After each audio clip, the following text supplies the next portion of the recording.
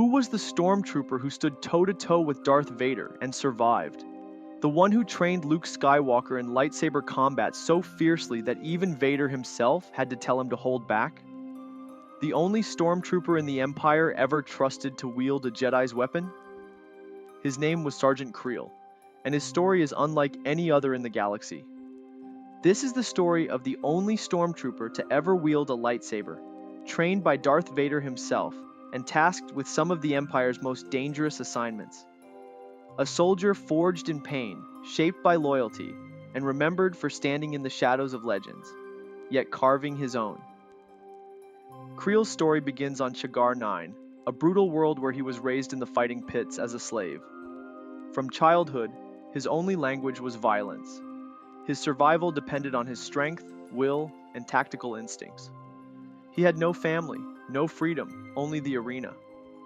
When the Galactic Empire arrived and wiped out the warlords that ran the pits, Kreel witnessed something he'd never known: peace through power. For the first time in his life, someone bigger than his oppressors had stepped in, and that left a mark.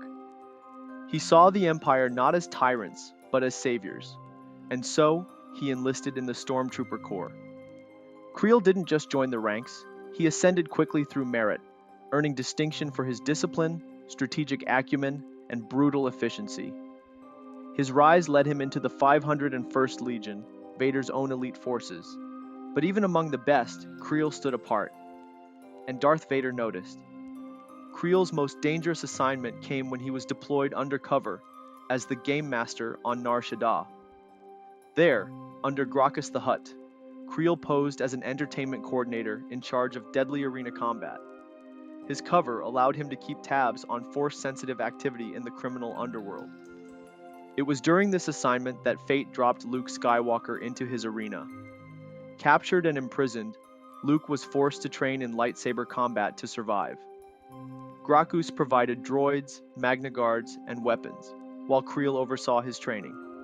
Yes, the same Kreel who would later hunt Skywalker trained him, albeit unintentionally. Kreel immediately recognized Skywalker's potential, and while he kept his cover, he secretly sent a message to his Imperial superiors. The son of Skywalker is here.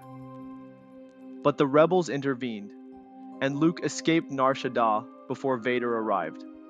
Still, Kreel's intel had earned him favor with the Dark Lord. After his success on Nar Shaddaa, Kreel was reassigned, and this time, he was given something few stormtroopers ever see: a lightsaber. A green-bladed weapon recovered from a fallen Jedi. Vader didn't give it to him as a gift, it was a test. Kreel didn't seek to become a Sith. He wasn't force-sensitive, but he respected the lightsaber as a weapon, and wielded it with deadly precision. He was placed in charge of Task Force 99, also known as SCAR Squadron. Each member was hand-picked, elite, and specialized, reminiscent of a dark mirror to Clone Force 99 from the Clone Wars. SCAR Squadron was deployed for high-risk missions against the Rebellion.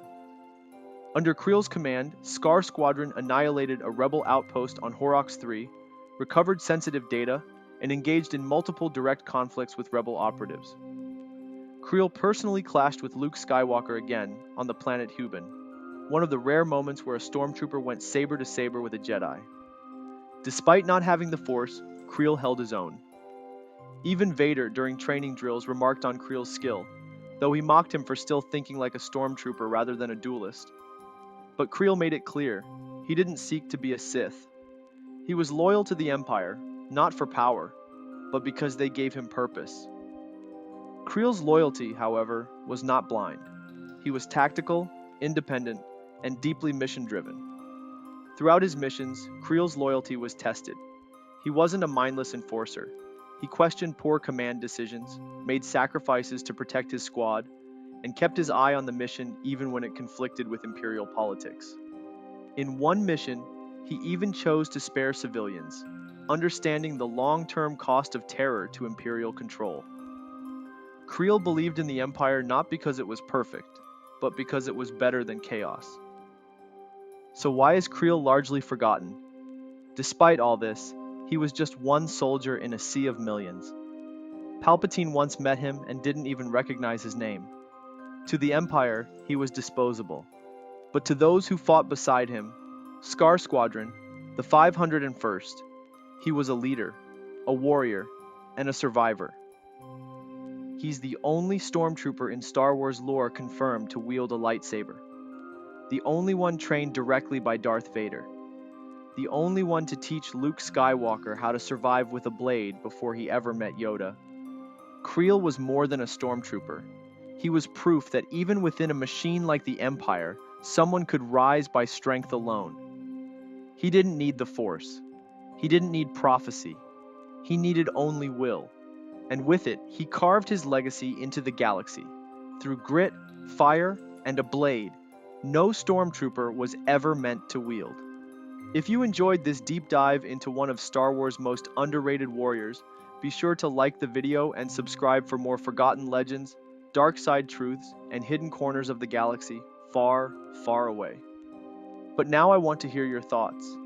Do you think Kreel deserves more recognition in the Star Wars universe? Should he appear in future canon stories, maybe even live action? Could he have survived the fall of the Empire? And how do you think he compares to clones like Rex or Crosshair? Drop your thoughts in the comments. I'm always reading, and I want to hear what you think. May the Force be with you, always.